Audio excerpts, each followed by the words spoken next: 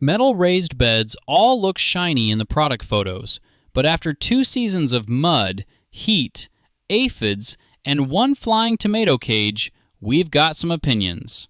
Welcome to RootInsect.com. Opinions and maybe a tiny grudge against aphids. Because if a raised bed can survive Zone 6B weather, July sun, sloppy spring soil, and us dragging hoses across it, then it's earned a fair review. Today we're talking metal raised garden beds for 2026, especially Vego, Birdies, Olle, and Frame It All. And the short version from the test garden was pretty clear. Vego first, Birdies second, Olle if you want height, and Frame It All only if the price is right. That's the honest ranking. And I like that this wasn't a 3 basil plants on a patio kind of test. These beds had tomatoes, peppers, bush beans, garlic, lettuce, chard, and those poor zucchini that got absolutely hammered by aphids. Still too soon. I know, but it matters because real garden beds get leaned on, weeded hard, bumped with tools, and left outside through freeze-thaw cycles. Pretty panels don't mean much if the bolts are annoying, the edges are uncomfortable, or the layout doesn't work in your actual yard. The garden setup was pretty practical too. About 14 raised beds overall, with the metal beds in the sunnier back section getting around 7 hours of direct sun in June, then a bit less by September once the maple started throwing shade. And the fill mix was realistic. Sticks and old sunflower stalks went into the bottom of the taller beds, then partly finished chicken run compost, screened local topsoil, leaf mold, and a few bags of compost where they ran short. Drip irrigation was run on 3/8-inch tubing with 1/4-inch feeder lines where needed. So not pampered. No velvet rope around the test beds. Not even close.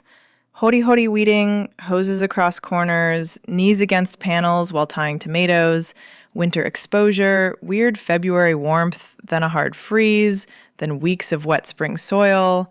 Very normal Pennsylvania chaos. Let's start with the winner, the Vego Garden 17 by 32 tall modular bed. Why did that one come out on top? Comfort and flexibility.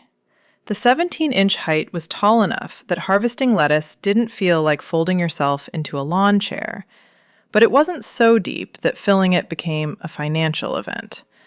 And the modular design gave more layout options, which matters if your garden space isn't a perfect rectangle. I'll admit, I used to think modular beds were mostly marketing.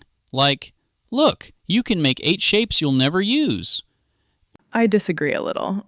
In a tidy suburban square, maybe, but in a real side yard with paths, fences, trees, and that one weird corner where nothing fits, modularity is useful. Vego also felt easier to live with day to day, especially around the top edge when you're reaching in with wet hands. Birdies came in second, and that surprised me a bit because a lot of gardeners swear by them. Birdies still did well. It felt tough and practical. And if you like simpler layouts, it's a strong buy. The panels had a sturdy feel, and it didn't seem fragile. But in this test, it didn't quite beat Vego on comfort or layout flexibility. So Birdies is not a don't buy. It's more like, if the price is better or the shape fits your garden, go for it. Exactly. I'd be happy growing in Birdies beds. I just wouldn't put it first based on this comparison. Now Olle, the tall one.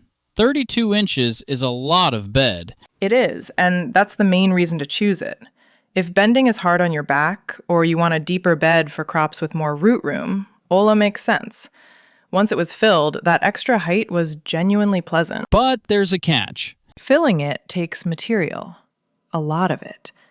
That's where using logs, sticks, old stalks, leaf mold, and compost in layers helps. You don't want to fill 32 inches entirely with bagged premium mix, unless you enjoy turning money into dirt. Been there, bought the bags, regretted the receipt. Same. The other downside was the assembly and packaging experience. It wasn't a disaster, but it wasn't as smooth as Vego. When you're dozens of bolts in and one hole is just slightly fussy, your patience gets tested. And then Frame It All? Usable, but not the one I'd buy first. It didn't completely fail, and if you already use their system or catch a strong sale, fine. But it didn't win clearly on sturdiness, comfort, assembly, or value. One thing I liked in the test was the reminder that metal beds solve some old problems. Wood is charming, but untreated pine can rot fast and invite carpenter ants.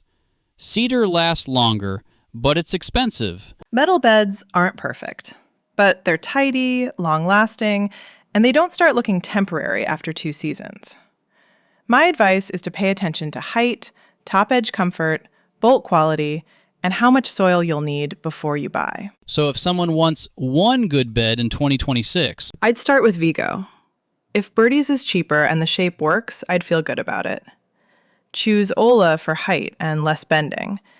Frame It All is more of a situational pick. and whatever you buy, don't judge it empty in the driveway.